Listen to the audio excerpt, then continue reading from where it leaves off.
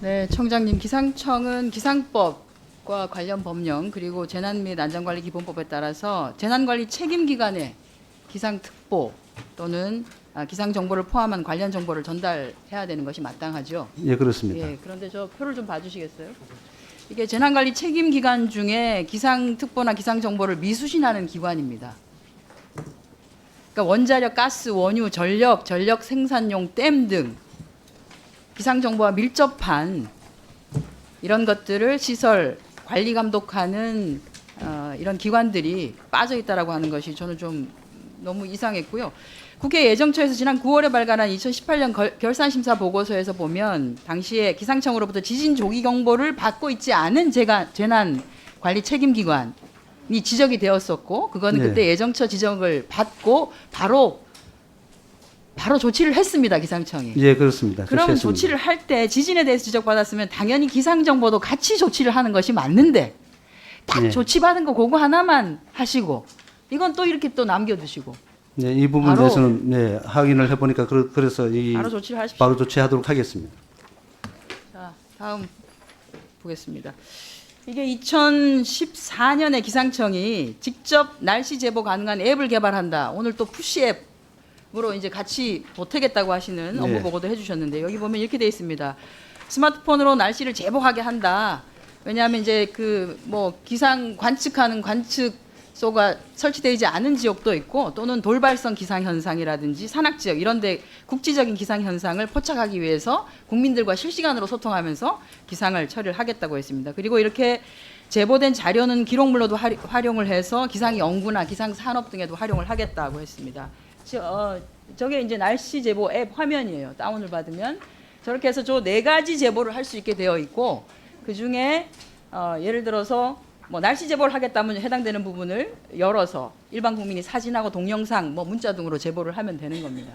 제보자 화면 창을 이렇게 뜨면은 저렇게 뜹니다. 어느 지역에서 제보를 했는지, 어떤 것들을 했는지, 사진을 올렸는지 이런 것들이 뜨게 되어 있습니다. 저희가 근데 들어가서 보니 제보된 지역이 기상 관측 장비가 설치되지 않은 지역도 아니고 그리고 제보 내용도 좀 특별한 게 없어요. 그래서 날씨 같은 것도 대부분은 하늘 사진이 많고 그리고 날씨 상황에 대한 것이 대부분이라서 기상청이 애초에 밝힌 것처럼 기상 연구나 또는 뭐 특보나 예보에 도움이 될 만한 자료로 쓸 만한 가치는 별로 없었던 것 같습니다. 이런 앱이 왜 필요할까 생각을 하면서 쭉 봤더니 동일한 분이 저렇게 계속 며칠 안 된 자료입니다. 거의 뭐 분 단위로 이렇게 올리고 있습니다. 왜 저럴까 해서 봤더니 이 기간이 이벤트 기간이에요. 날씨 제보 시스템 단풍 이벤트 안내 이렇게 해서 사진이나 뭐 이런 것들을 올리시면 추첨해서 경품을 드립니다. 라고 하는 거죠. 기상청으로부터 해당 앱에 대해서 제보 건수하고 이벤트 횟수를 좀 받아봤습니다. 자, 그랬더니 앱이 설치된 2014년에 제보 건수 3,926건이고 2015년에 이벤트를 한번 했는데 좀 올랐어요. 그리고 그 다음에 이벤트를 안 했더니 확 떨어졌습니다. 제보 건수가. 그래서 이벤트를 하기 시작합니다. 2017년에 12번, 2018년에 12번, 올해 지금까지 벌써 9번 했습니다. 기상청입니까? 이벤트 회사입니까?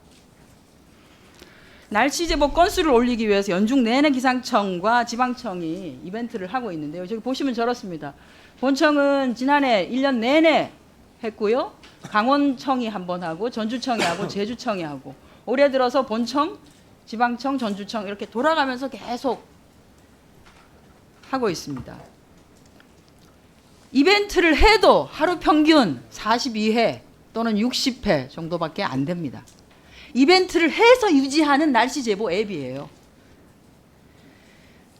자, 그래서 이벤트에 당첨된 그러면 사진은 뭐 좀 다른가, 좀 특별한가 하고 봤는데 그냥 저렇습니다. 첫눈 올 때 찍은 사진 지난해. 그다음에 올 봄에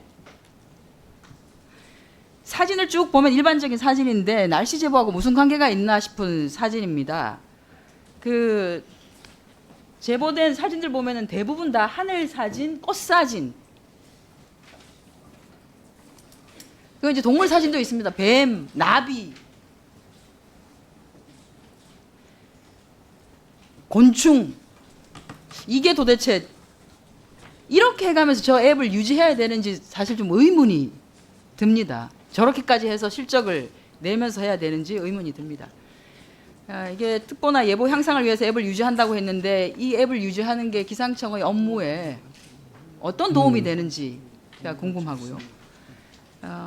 이벤트용으로 전락한 앱, 이게 저는 저 이벤트에 들어가는 비용을 쓰고 계시는데 본인들 돈이라면 저걸 저렇게 할까? 기상청입니까? 이벤트사입니까? 제가 이 물음으로 이 질의를 대신하겠습니다.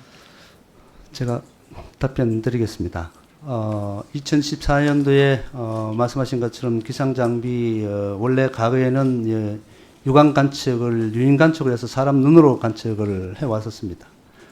그런데 2014년 이후에 자동 관측 장비로 해서 전부 다 자동화를 하다 보니까 하늘 상태의 울량의 양, 그다음에 주변에 나타나는 기상 현상들이 눈으로 볼 수 있는 사항들이 관측이 안 되다 보니까 그런 부분들을 날씨 앱을 통해서 국민들한테 직접 받자라는 그런 취지에서 처음 시작된 걸로 지금 제가 보고를 받았고.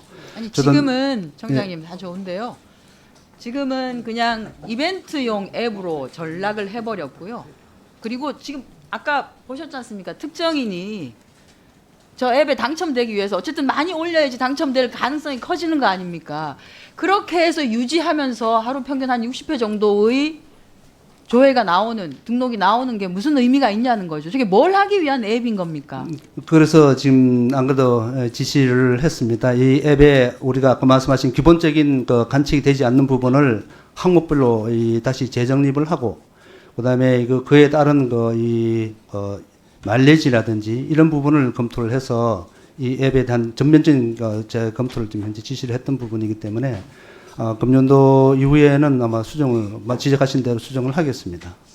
그래서 새로운 모습으로 이 앱 부분은 좀 2014년에 하시고 2018년에 한 번 또 업그레이드를 하셨어요. 예, 제가 수정을 하도록 하겠습니다. 네, 수고하셨습니다. 그 다음은 김동철 의원님 질의해 주시기 바랍니다.